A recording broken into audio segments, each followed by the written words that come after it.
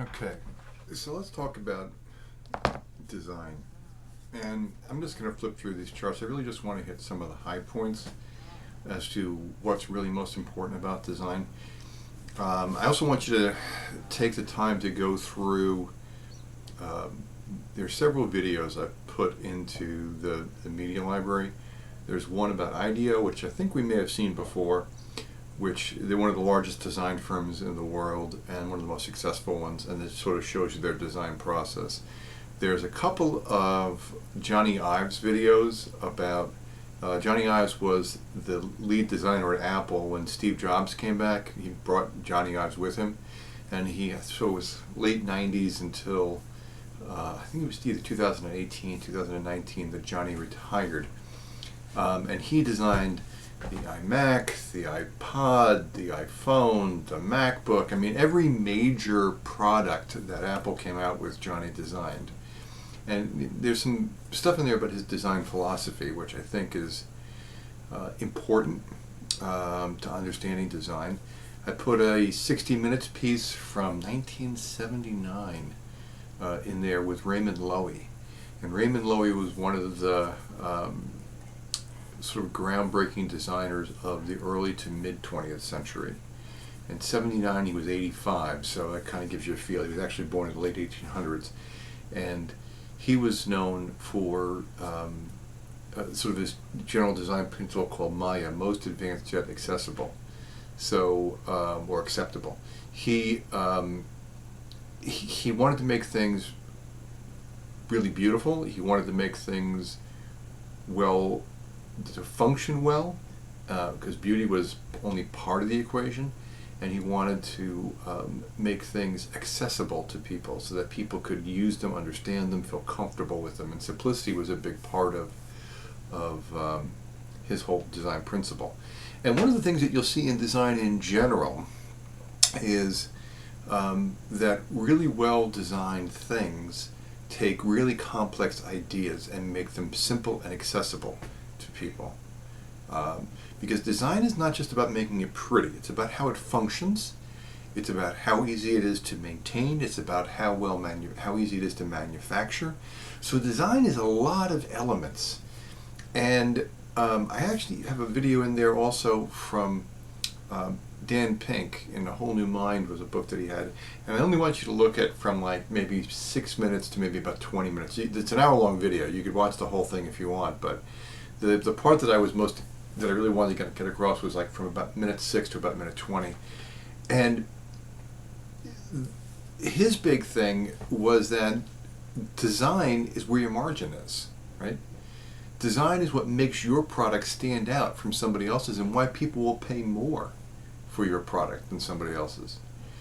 I'd also say that, I mean, and this is maybe a little bit of a stretch for some of you, but let me back up. So if we look throughout history, you have great designers who have come up with great designs from both an aesthetic and functional point of view. If you look at Da Vinci, if you look at Da Vinci's notebooks, he sold his services as everything from a military designer until a sculptor and a painter. So in a number of his things, you'll see how he takes these really complex things and makes them relatively simple. And that's the same principle that has even been used in modern warfare. Like, probably the most famous example of that would be the Kalashnikov rifle, right? Now, Kalashnikov, that's the AK-47, for those of you who don't follow any of this kind of stuff. The AK-47 has been the most successful military weapon in history.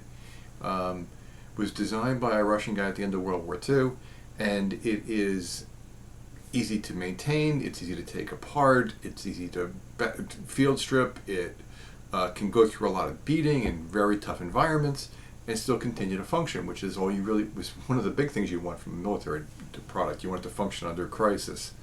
So when we look at design, it's more than just being pretty. It's a lot of other things that we get into when we look at design. So I was like, I'm going to flip through these slides and just look for prompters.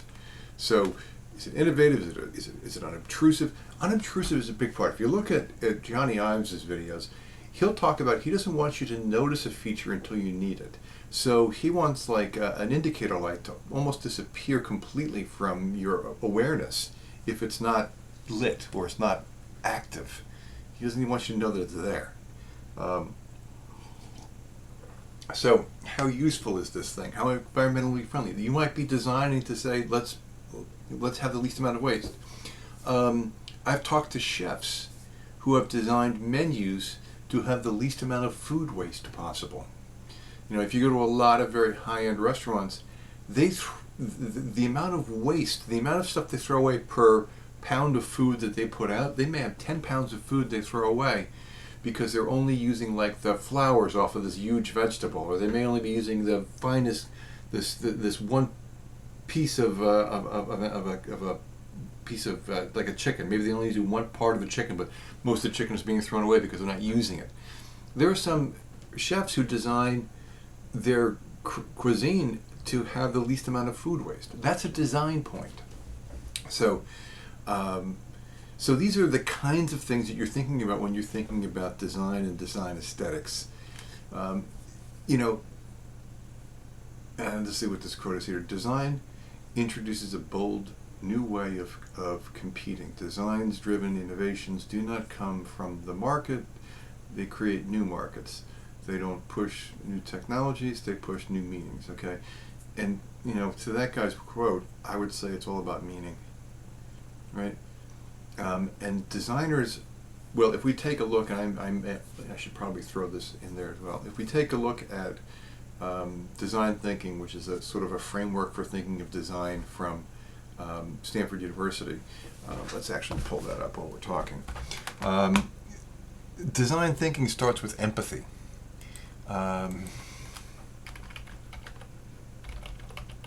Understanding your customer and understanding what it is how their life works. So this would be like Stanford University's design thinking framework. You start off understanding your customer, right? Understanding their life, understanding how they live things. Then you begin to understand what the problem is that these people, the problem or problems that these people may be facing. Problems they may not even be aware of, right? You didn't know half the things you were going to need your iPhone for, or your smartphone for, right? Your Samsung, Android phone, whatever it is. You didn't, half the things you're using now on your phone didn't exist 10 years ago, right? And you didn't even know you needed them, but today you wouldn't want to live without them. So what is the problem that they're facing that they're aware of or not even aware of? Then let's come up with a bunch of brainstorm ideas, then let's prototype the ideas, then let's test the ideas and see which ones actually work, right? So when we start getting into understanding customers, that's when we begin to realize that innovations happen because we're saying, oh, they need this, and I can create that. And that's part of my design, right? Design-driven innovation itself, design-driven innovation, design itself has the leadership role, unlike market pull or technology push, right? So let's talk about the difference between market pull and technology push. When a customer says, I want that in green, that's a market pull, right? When you say, when an engineer says, this is the coolest technology in the world and I want people to use it, so I'm going to like try to give them something that I want to do, right? Instead of starting with the technology, you start with the problem. Instead of starting with the market is saying, I want this, well, what does the market really need? And then you sort of innovate to sort of fit those needs, because customers don't really know what they want most of the time.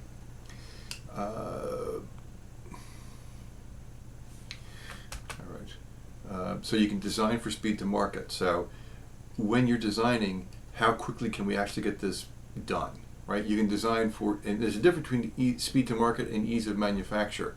It may take you a while to set up a production line, so it slows you down, but once you've done it, it's very easy to sort of manufacture the product and get it out there quickly, right? So they oftentimes go together, but not always. Design for differentiation, so that you are different than every other solution out there.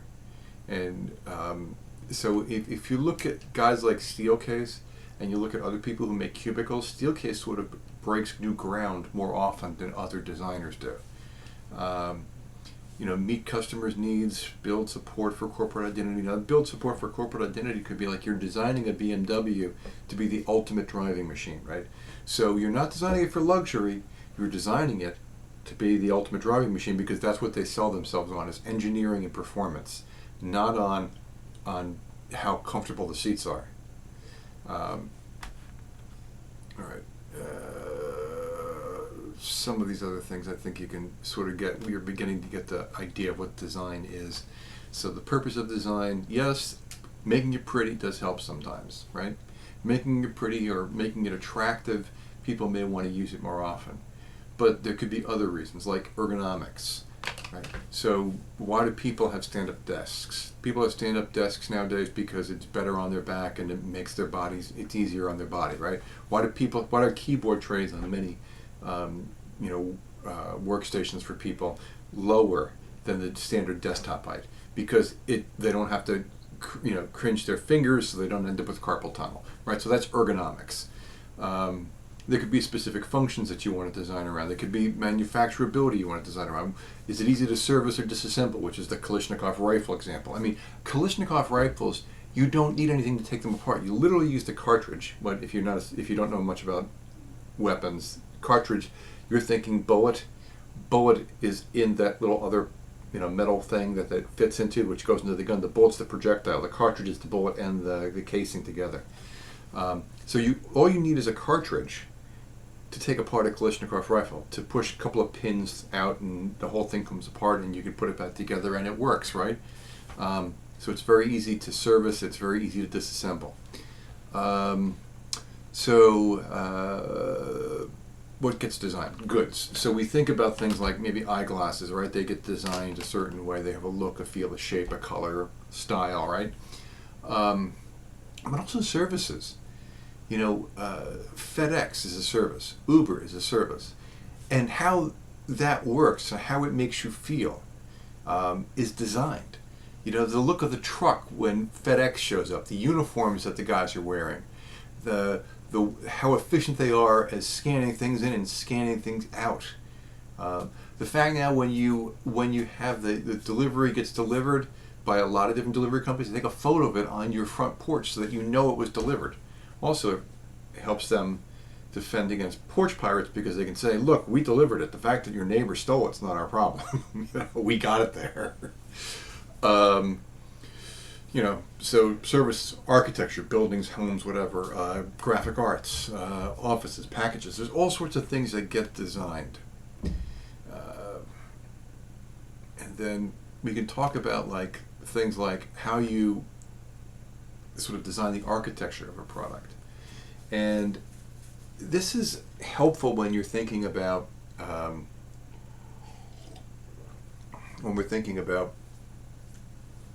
products, right? So for example, if this product was designed into, say, 4 different components, input, audio, video, power source, right?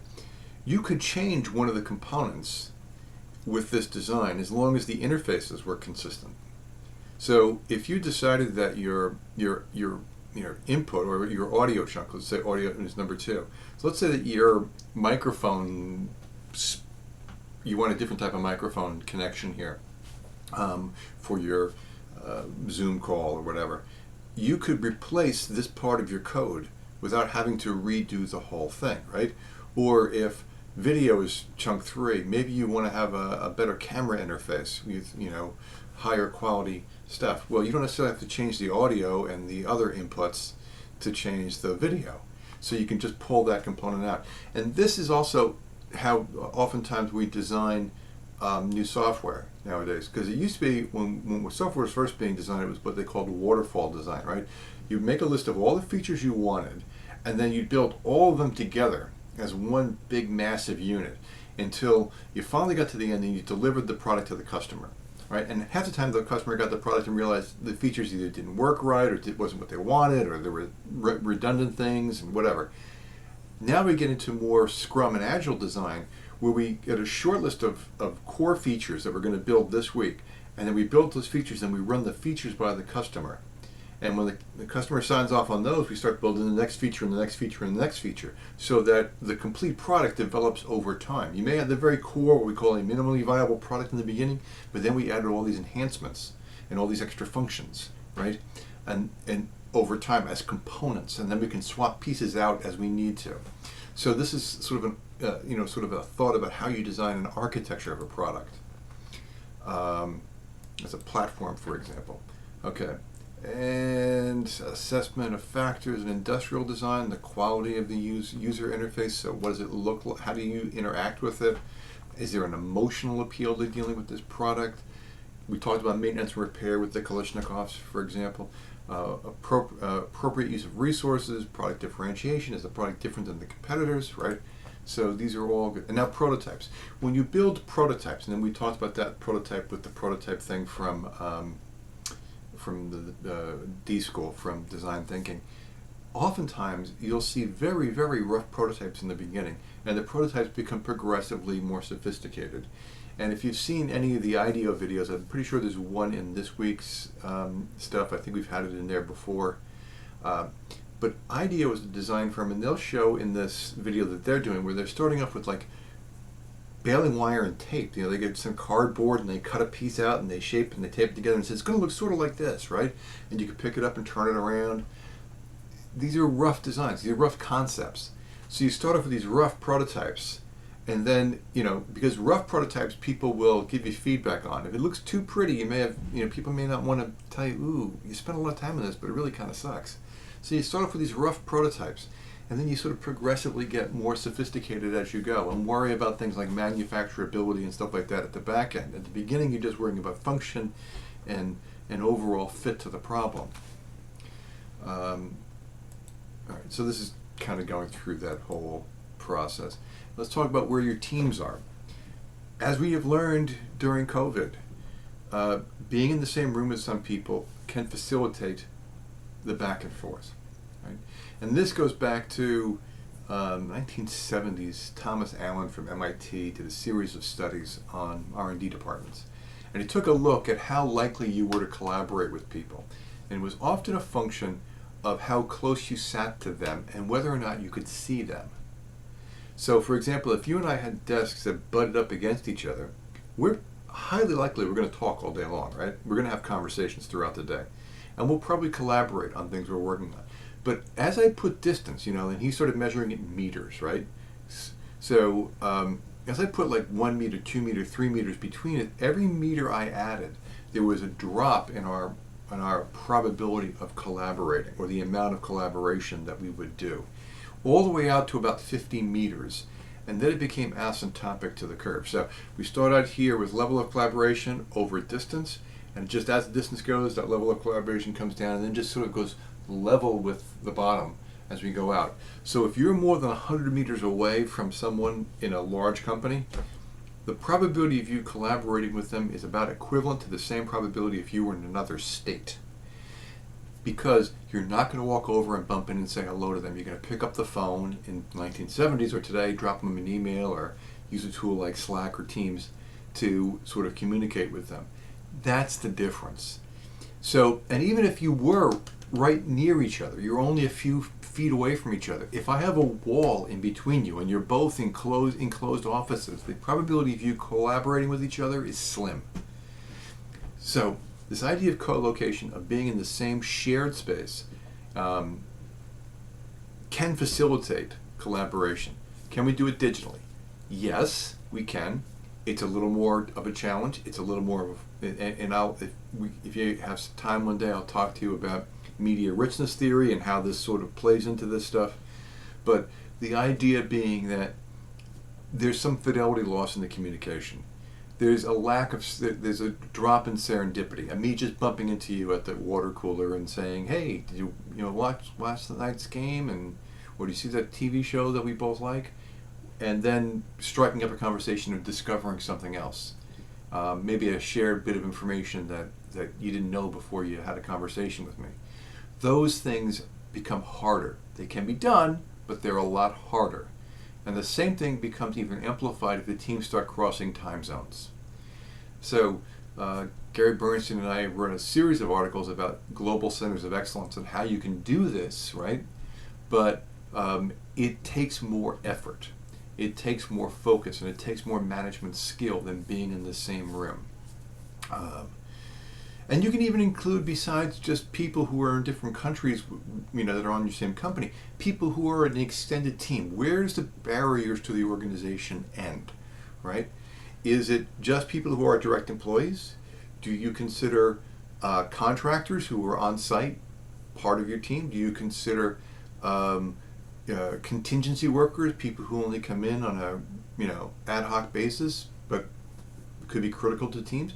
Do you have vendors who support you and have ongoing conversations and flow of data back and forth? Are they part of your team? Where do you end the team, right? And so there can be lots of discussion around this. And we could talk about how we design organizations for greater levels of collaboration.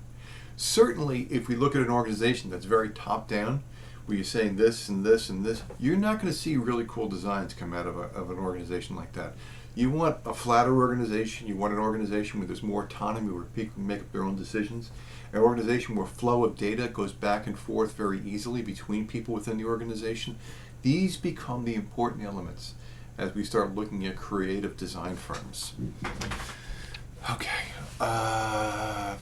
computer-aided design. So you've all seen CAD, right? Computer-aided design. This is like those wireframes when you actually see people designing on a computer a new product or something. That's great because this can lead to, it's easier to make multiple versions of a design or tweak certain aspects of a design using CAD and share a design digitally across large geographic areas with CAD, right? It also allows you to do things like computer-aided manufacturing, where it goes straightly from the designer's computer to a piece of automated equipment, which may be a 3D printer or some sort of automated router that cuts a piece of metal for you that does this. And so you can sort of think about that electronic design as being a huge part of this, right? And 3D printing being a huge part of this. And we could go into the discussion about how manufacturing is beginning to shift. You're beginning to see some very leading edge companies right now who are moving away from high volume single locations to manufacture large batches of stuff to having remote locations around the globe with 3D printers and automated routers that cut the pieces out in these remote locations. Maybe not as efficiently or as quickly as a large manufacturing facility, but much more agile. And you don't have to then ship the products around the world. For example, there's a Chinese car company now which is now building cars in the US just by simply setting up a place where they can 3D print the parts and just snap them together. Okay? And it avoids things like tariffs and all that kind of stuff which has happened between the US and China. So you're going to see a lot more growth in this area sort of as we go forward. So I think that's it for Chapter 11, sort of a grand top-down thing. And I will see